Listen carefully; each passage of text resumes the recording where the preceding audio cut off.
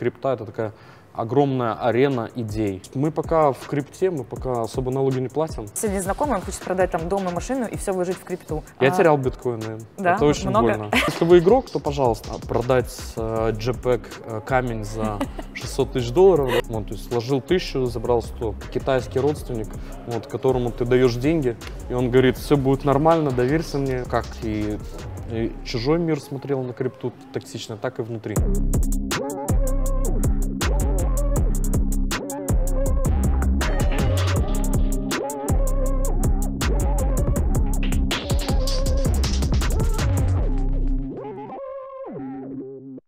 Всем привет, это снова я, диджей Настя, и это второй выпуск нашей небольшой серии, которую я условно для себя назвала True Crypto Talk.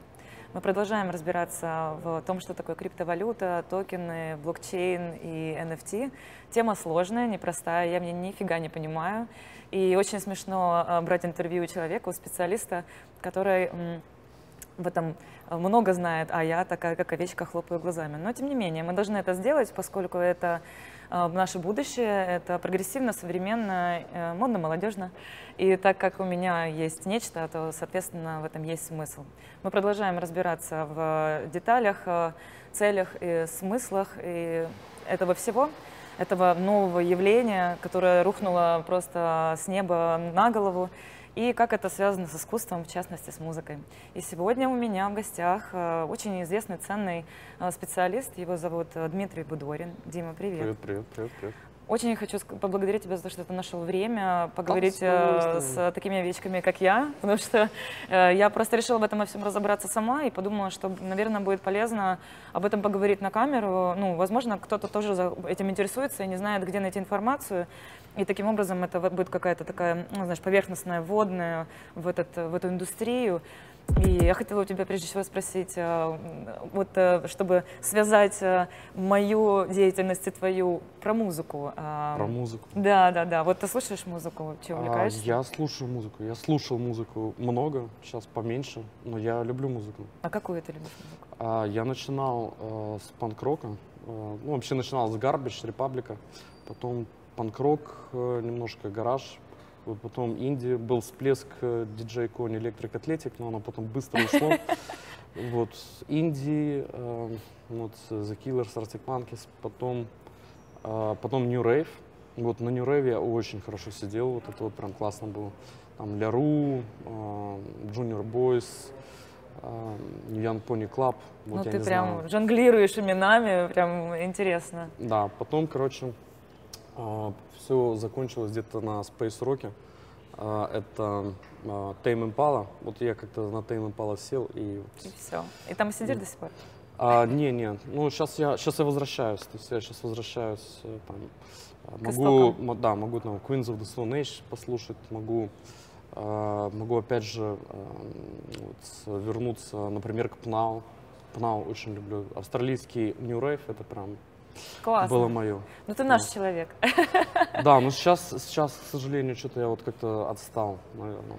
Ну, ты, наверное, занят просто другим делом. Да, который больше полюбил. Конечно. Наверное, да. Но ты на вечеринки не ходишь? Мы были спонсорами в этом году всего Вейва, то, что происходило генически, вот этот фестиваль. Все, я поняла. Да, мы 3 раза туда. Я как пионер туда отъездил. Класс. На самом деле было немножечко обидно, потому что мы стали спонсорами из-за того, что там был Who Made Who, а я Who Made Who прям обожаю очень давно.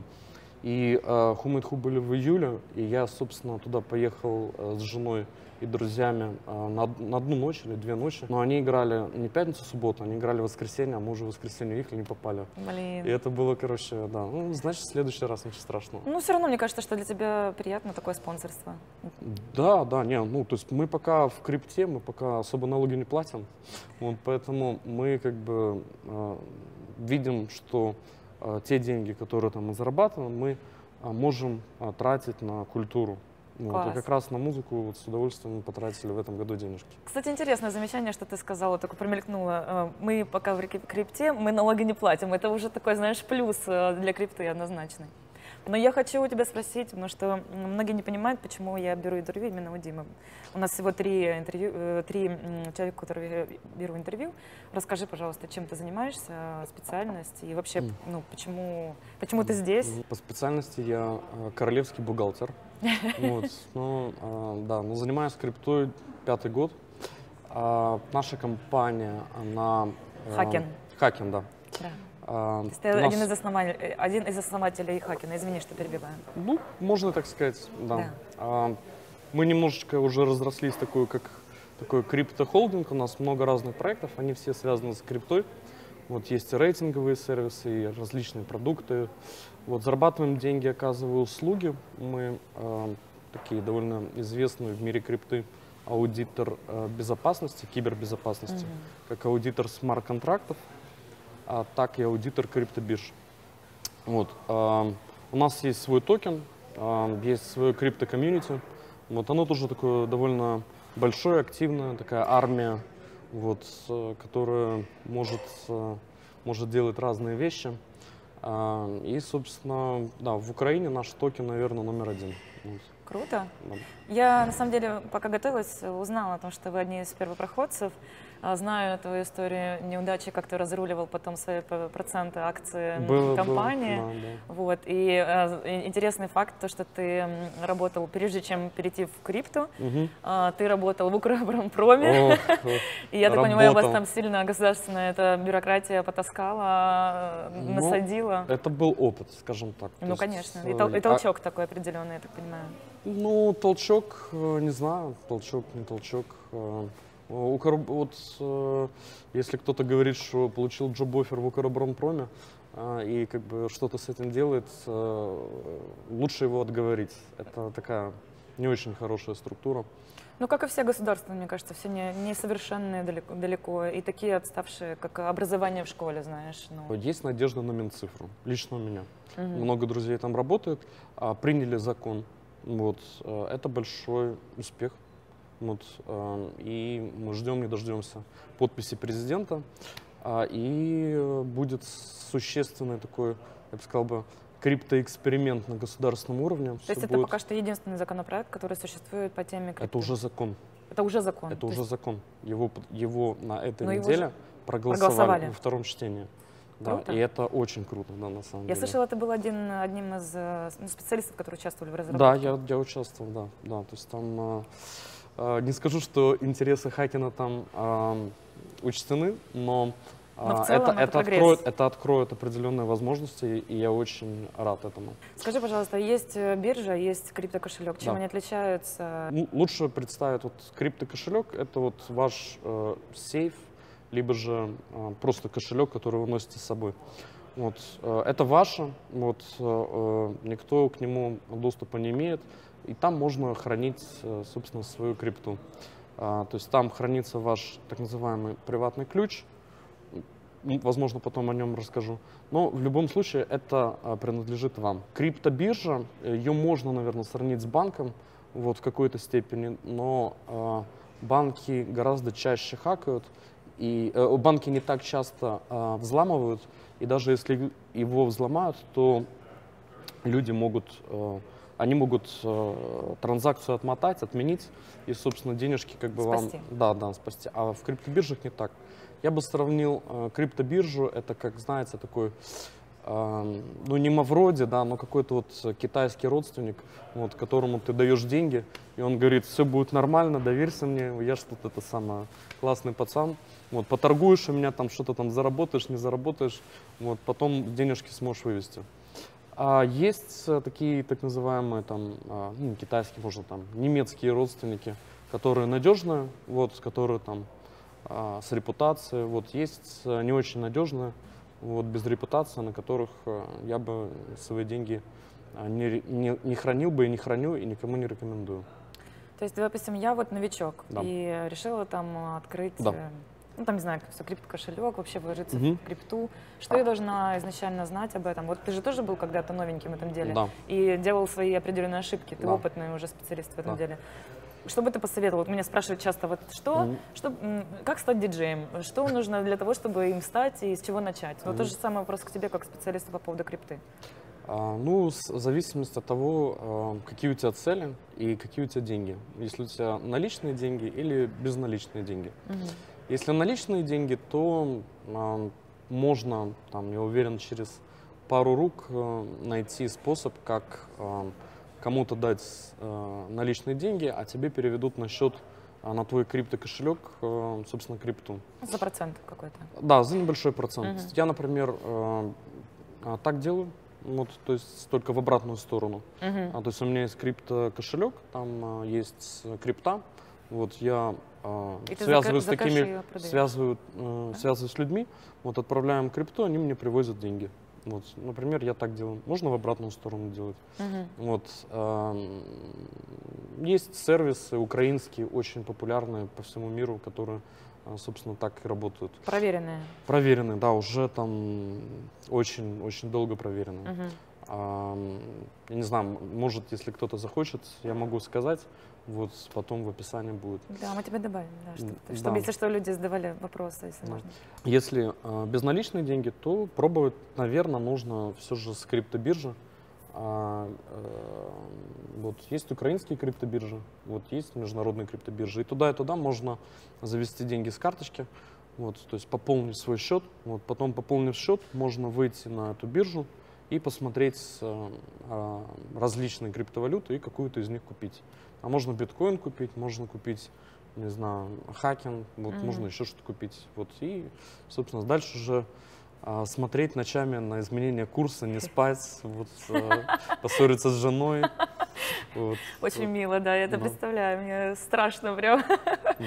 Слушай, насчет безопасности, ты же специалист в этом. Да. Вот, допустим, Дима Кришталь, который был моим предыдущим гостем, он говорил, что вот я, допустим, если бы я покупал крипту там через интернет со своей карточки, я бы избегал там регистрации, каких-то там прохождения, вот это вот проверки на сайтах и так далее, чтобы нигде не оставался хвост моих персональных данных. Как это можно сделать, если у тебя безнал, но обойти эту систему аутентификации и так далее? То есть есть какие-то способы такие, ну, тобой, которым ты доверяешь? Не, ну это вот, пожалуйста, я его назвал, да, это наличные. Ну, это наличные. Да. То есть лучше, если бы выбирая из двух вариантов, ты бы, наверное, посоветовал обналичить деньги, привести там, типа, условно тебе и купить крипту. Да. То есть это самое безопасное. Не, ну это смотря это же не реклама, я просто говорю, что вот как это может работать. Я только покажу пальчиком, я ленивый уже. В зависимости от того, кто, если есть что скрывать, то, пожалуйста, как бы, ну, так я бы не стеснялся бы верифицироваться на бирже, вот, проходить полную верификацию, покупать крипту, собственно, за карточку, ну, что тут такого. Вот, это сейчас, ну, у криптонов есть вот эта вот криптоанархия, значит, там персональные данные и так дальше, но это же не о масс-адопшене. Вот, если мы будем давить вот эту мысль, что как бы все должно быть анонимно, да, то ну, масс-адопшн не настанет. Я извиняюсь, масс-адопшн — это когда все начинают пользоваться криптой. Вывод в массы, да. Да.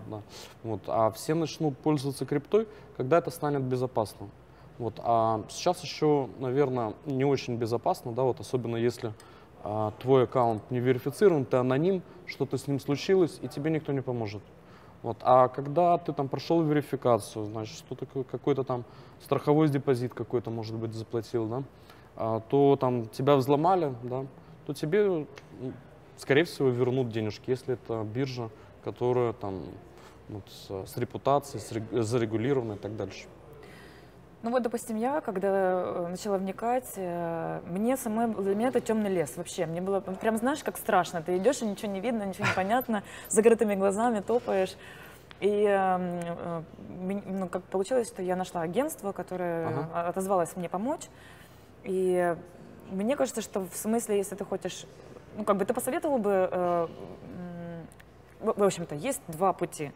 Один, ты сам там топчешься и изучаешь этот вопрос, который занимает очень много времени, усилий. Ну, то есть это реальный процесс, это наука, можно сказать.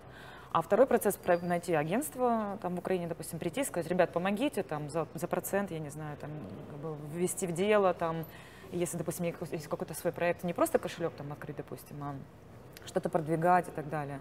Ну, я тебя услышал. Ну, на самом деле, мне кажется, я так думаю, что лучше, безусловно, самому разобраться. Сейчас довольно много YouTube видео, туториалов, которые объясняют, вот как начать. Опять же, да, банально можно даже начать с Минцифры. Вот там есть там, первые базовые вещи, которые объясняют. Да, наверное, опять же, там сложный язык, вот, но после этих же видеоуроков можно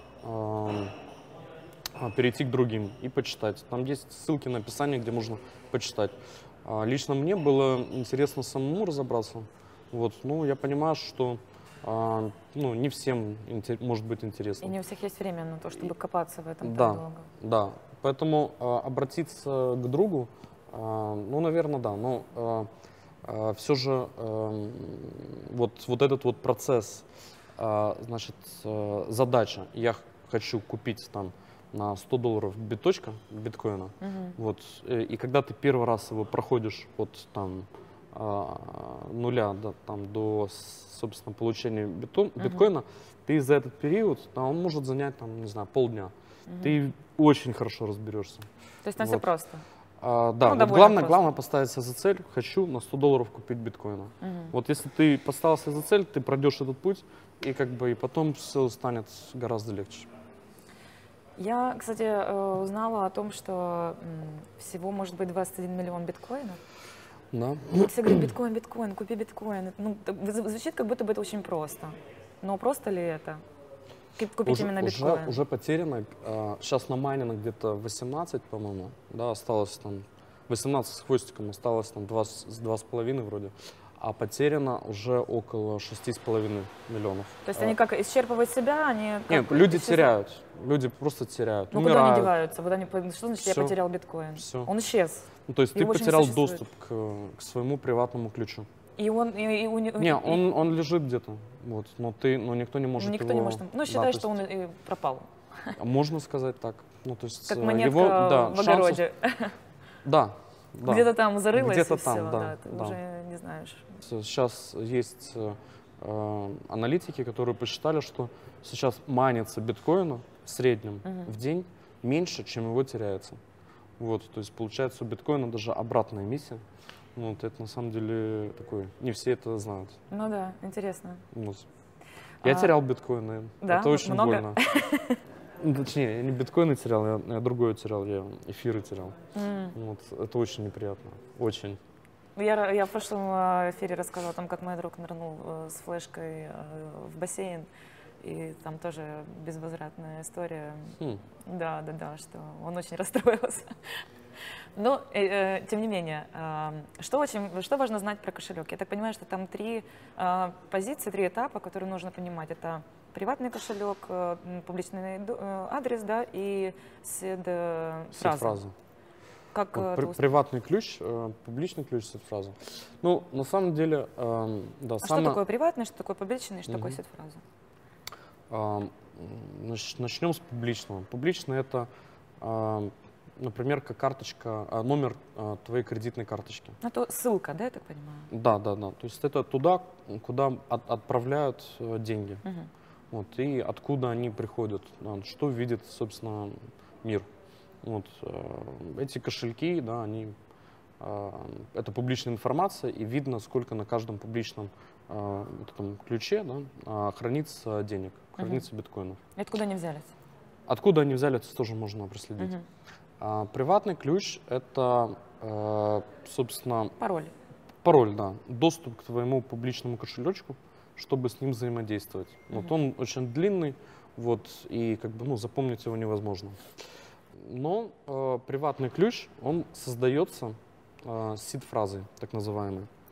Сид-фраза — это либо 12, либо 24 слова, в зависимости от способа шифрования, которые определенным алгоритмом, значит, переобразовываются, и получается вот этот вот приватный ключ.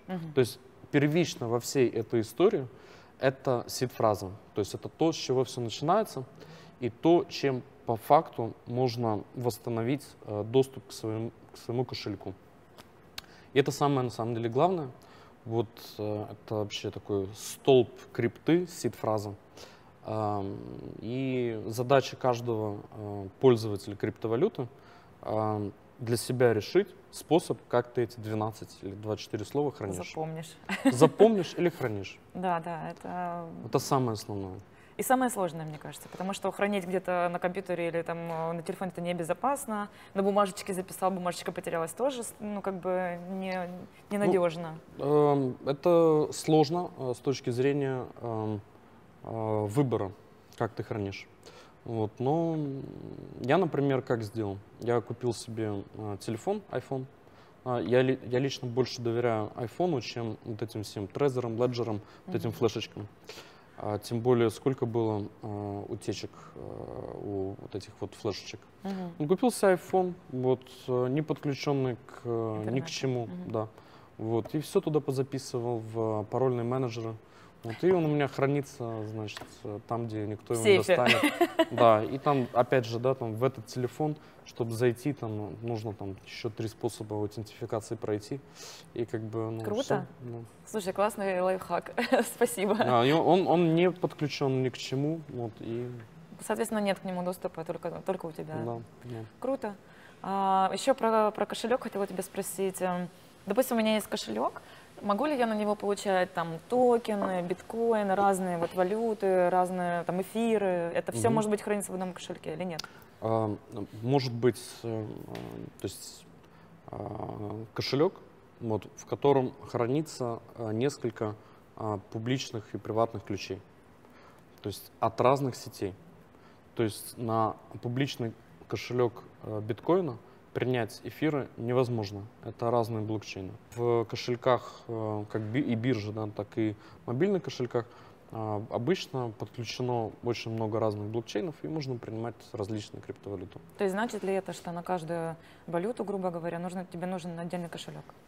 Ну, грубо говоря, который да. Собственно, ну, не конфликтует с той валютой, ну, заточен под ту валюту, которую ты хочешь хранить. Да, да. Ну, например, если это, допустим, сеть эфира, то в эфире на один кошелек можно принимать все токены, которые построены на блокчейне эфира.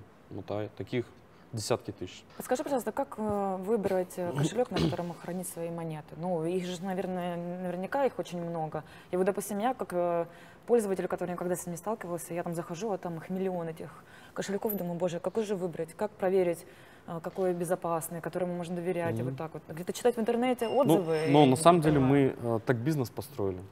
То есть мы начали рейтинговать все подряд. Вот, мы начали рейтинговать, мы придумали методологию, вот, и согласно этой методологии мы отрейтинговали биржи, отрейтинговали кошельки. Вот, и так получилось, что индустрия, собственно, мы посмотрела на наши рейтинги, они были не заангажированы, вот, и как бы распространила о них информацию, и так начал появляться наш бренд, ему стали доверять. Вот, да, то есть можно найти рейтинги кошельков, вот, которые покажут, расскажут. Вот. Условно, я захожу в интернет, гуглю там рейтинг кошельков от Hacken, да? Ну, грубо говоря. Да, можно. И будет какая-то информация. Да. Классно. Да. Слушай, очень полезная передача. Как ты относишься к понятию, что нужно инвестировать только то, что не страшно потерять? Это основа основ, наверное. То есть ты же не будешь инвестировать в биткоин последние свои деньги? Там не продашь машину, чтобы загнать в крипту? Крипту нужно воспринимать все же... Ее можно воспринимать как спекулятивный актив, а можно воспринимать как долгосрочную инвестицию. Вот. С самого первого момента ты должен принять это решение. Значит, если это спекулятивный актив, если ты хочешь играться, то это ничем, в принципе, не отличается от, не знаю, лотереи, беттинга, казино. Да, то есть, да, есть какие-то там законы, можно что-то там предугадывать, вот, но это рынок, вот, он непредсказуем, вот, он может пойти резко вверх, может резко вниз, вот, и как бы, ну, ты можешь не угадать, особенно если ты решаешься играть с так называемым плечом, маржиналка, вот, то я лично это вообще как бы не практикую, не рекомендую. Маржиналка, если что ты это такое? Это когда у тебя есть, например, $100, а ты берешь в кредит как бы 500, например, и покупаешь на $500 биткоин.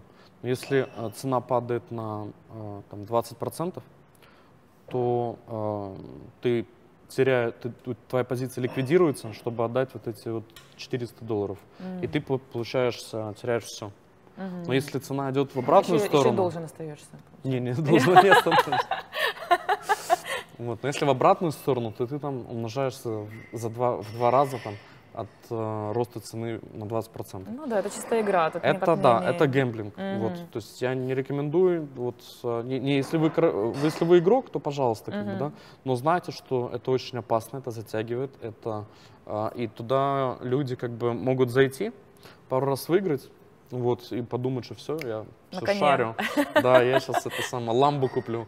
Вот, а потом так резко, короче, проиграть все. И потом желание отыграться, пойти что-то там продать. Ну, то есть это такая довольно типичная ситуация. Вот. Но, опять же, да, это спекулятивная история.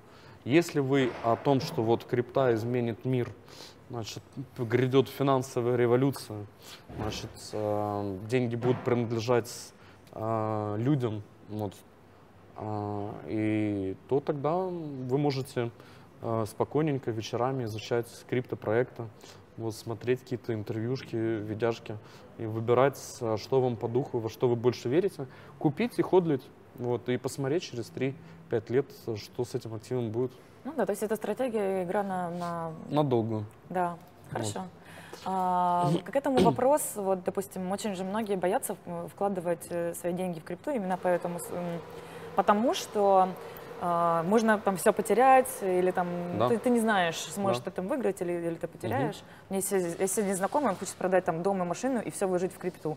И я на него смотрю, как на космонавта, типа, чувак, ты серьезно? Ну, типа, оставь хотя бы что-нибудь.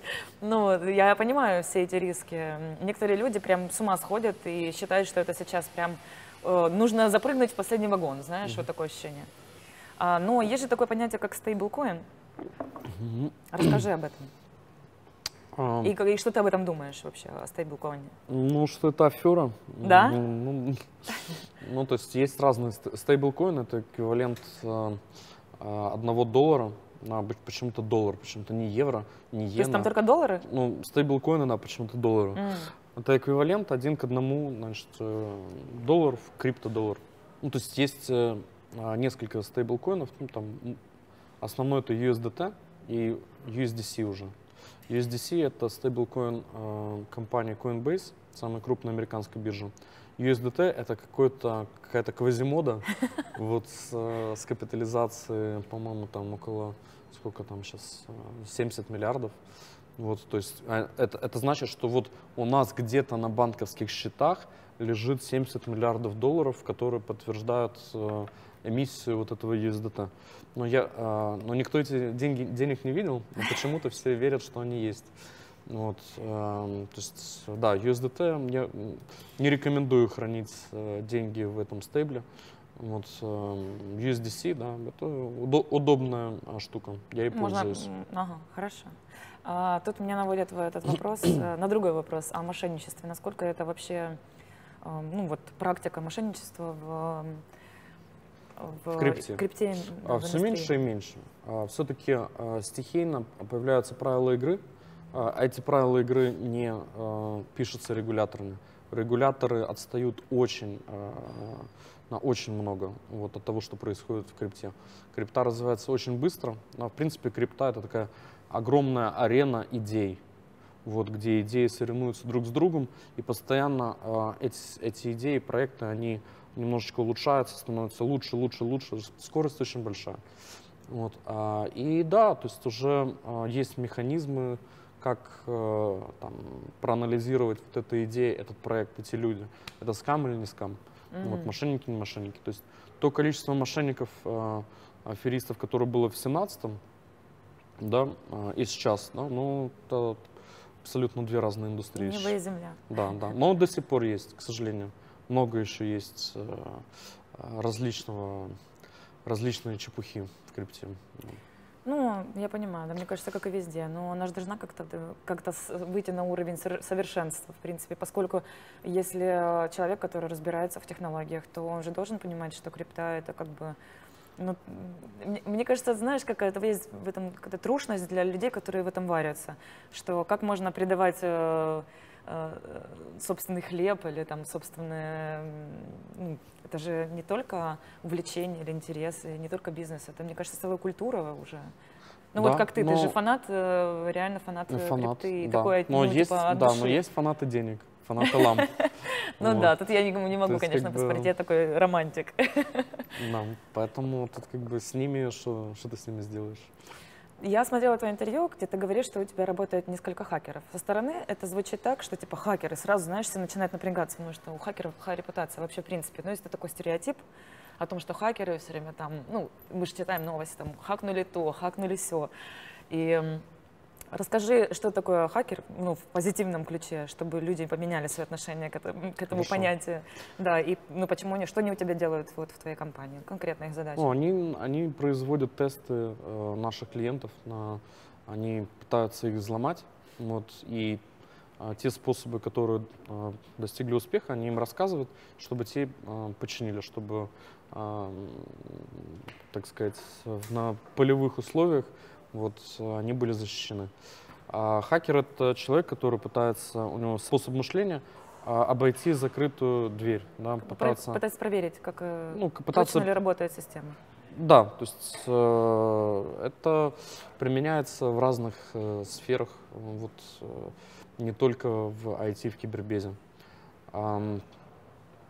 Например, те же юристы, да, по-хорошему, там вот есть даже понятие legal hackers, да, это тоже в какой-то степени, они тоже хакеры, да, когда они обходят законы, вот, чтобы добиться своей цели. Вот, просто так связано, вот, связали это именно с кибербезопасностью. Ну да. Есть отличная история про взлом поличейна, который случился месяц назад, 1,5 месяца назад. Значит, это китайский проект, вот, который хранил деньги инвесторов и что-то с ними делал, и там, доставал им небольшой процентик. Этот проект взломали на сумму $611 миллионов. Это самый большой хак в истории человечества. Вау. 611 миллионов, да, это много.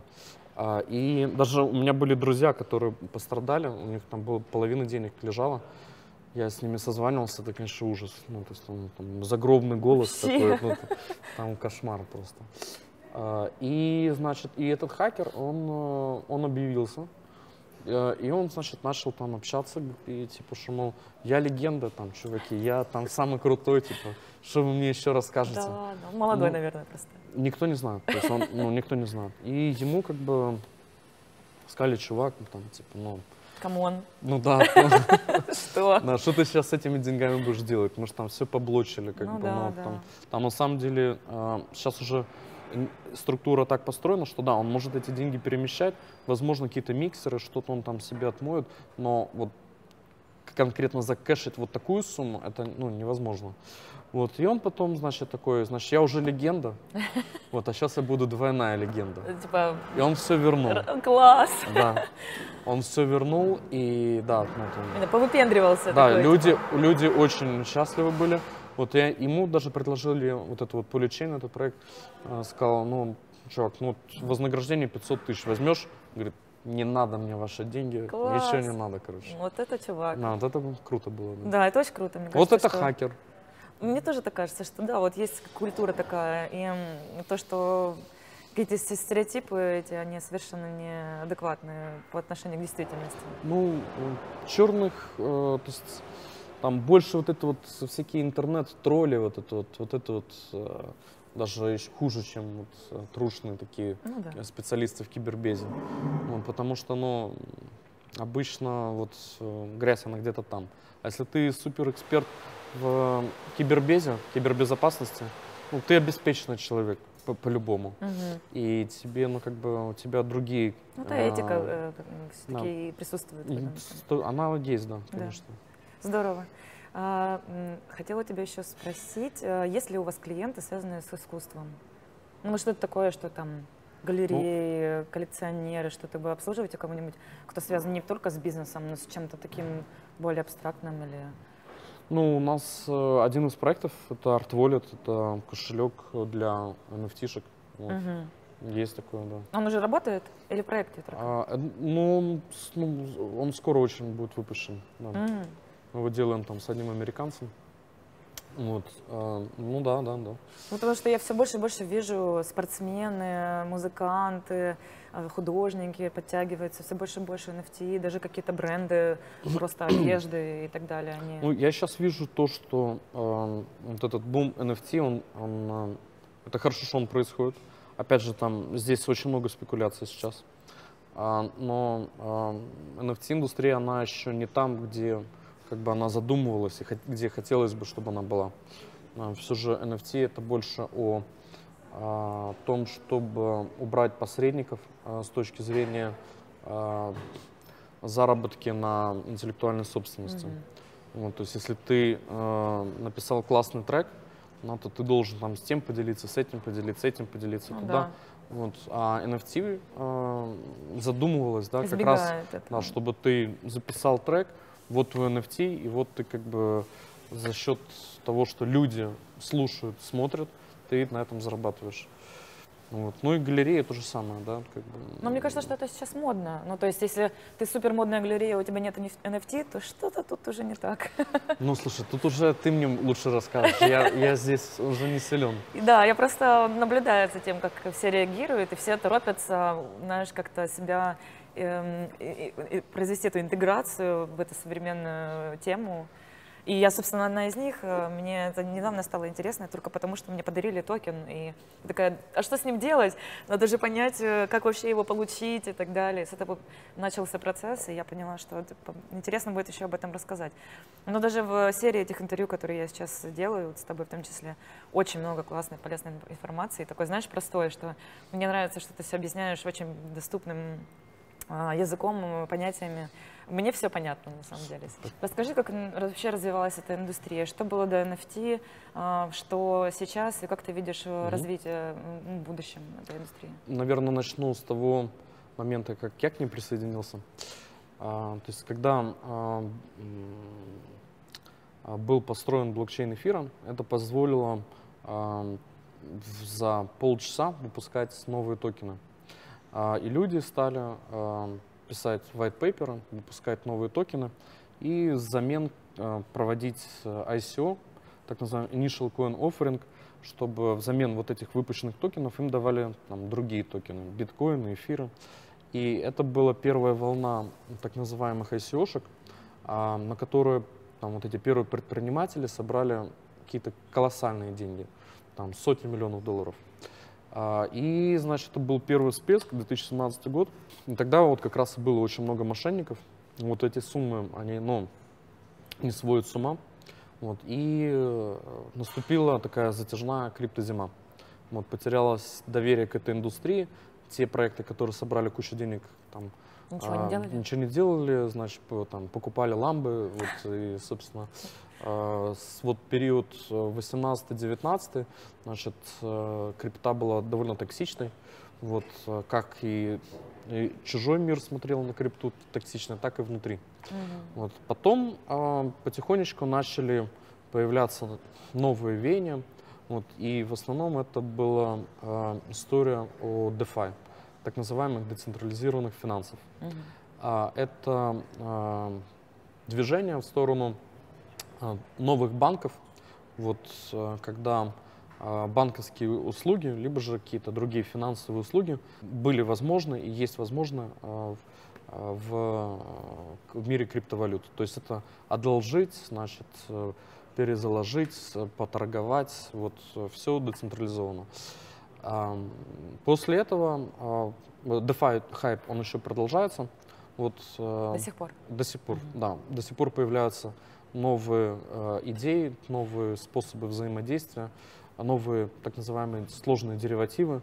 Вот, и эта индустрия все еще кипит. Вот, но параллельно стала появляться вот, движуха NFT.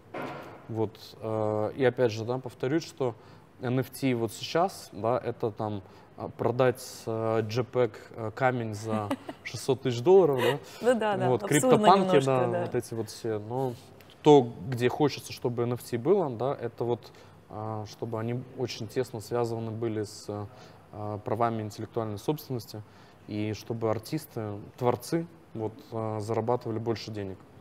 Вот, и сейчас конкретно начался хайп индустрии GameFi, то есть поиграй и заработай, вот, play and earn. Стали появляться интересные игры, вот, которые собирают огромную аудиторию, и где можно что-то как-то играть, вот, и выигрывать. Вот, самый лучший пример — это Axie Infinity. Это что-то вроде Tamagotchi, Heroes Might and Magic. Вот, ты там скрещиваешь героев, дерешься на полях, вот, и что-то можешь там супергероев прокачанных перепродавать. А откуда взялись деньги, чтобы их выигрывать? Ну, в смысле, вот капитал изначально. Ну, капиталы берутся уже не с ICO, а так называемый IDO. То есть у всех этих проектов есть свой токен, он как-то стартует, люди в него инвестируют на самом старте, потом проект развивается.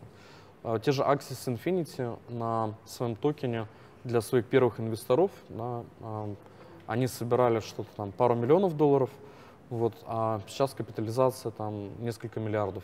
Ого. То есть они сделали для своих первых инвесторов там 100 иксов. Вот, то есть вложил 1000, забрал 100. Нифига себе, нормальная ставка. Ну да, да. Ну, следующий хайп меня вообще очень сильно будоражит. Я в него, лично мы немножечко даже в него ныряем. Это хайп так называемых Metaverse. Это такие параллельные, альтернативные диджитал-миры, вот, со своими правилами, со своими экономиками, со своими прям целыми экосистемами. Вот, и вот там будет вот прям вообще весело. Но там только специалисты, мне кажется, смогут разобраться, нет, оно будет как раз вот для всех. Вот для масс adoption. То есть это будут такие как соцсети, миры, вот я не знаю, аватары, вот что-то вот туда вот. Спойлер. Да. Что тебя вообще больше всего привлекает в криптоиндустрии и что тебя вдохновляет? Меня вдохновляет больше всего возможность менять привычный устой. Прежде всего, вот мы живем уже сколько? 70-80 лет после последней финансовой революции. И я очень хочу, чтобы она наступила как можно быстрее, чтобы крипта смела все банки, которые есть, смела все эти федеральные резервные системы. И у меня вообще нету ни малейшего сомнения, что это случится. И, конечно же, это только одна часть, где произойдет существенный сдвиг благодаря криптовалютам. Вот. Точно так же мне очень хочется, чтобы NFT смело нафиг YouTube, вот, чтобы, ну серьезно, чтобы деньги, которые зарабатывают, вот эти вот сумасшедшие капиталы, которые зарабатывают Google и их акционеры, чтобы они распределялись по людям. Ну, то есть, очень этого хочу и хочу работать, чтобы это приблизить. Такой социализм, прогрессивный социализм. Это не социализм. Не, ну какой? Можно сказать и социализм. Почему нет? Ну, можно сказать, что не, ну, крипта... если ты активен, если ты создаешь, если ты не просто там сидишь, там, потребляешь контент, то ты как бы и должен хорошо зарабатывать. Ну да, поэтому все справедливо. Можно сказать, что крипта и вообще вся эта индустрия — это способ борьбы с системой. Да. То есть даже только ради этого уже можно в нее смело вписываться и поучаствовать. Да. Хочется ходить на работу. Да. Дима, спасибо тебе большое за очень классную беседу. Мне прям серьезно, я в восторге. Супер. Было очень приятно познакомиться. Спасибо, взаимно. Это был второй Когда следующий концерт?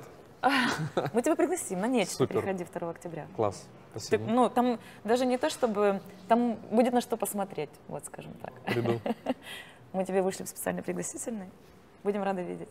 Это был второй выпуск короткой серии об криптовалюте, NFT, блокчейне и всех этих понятиях новомодных, но очень актуальных.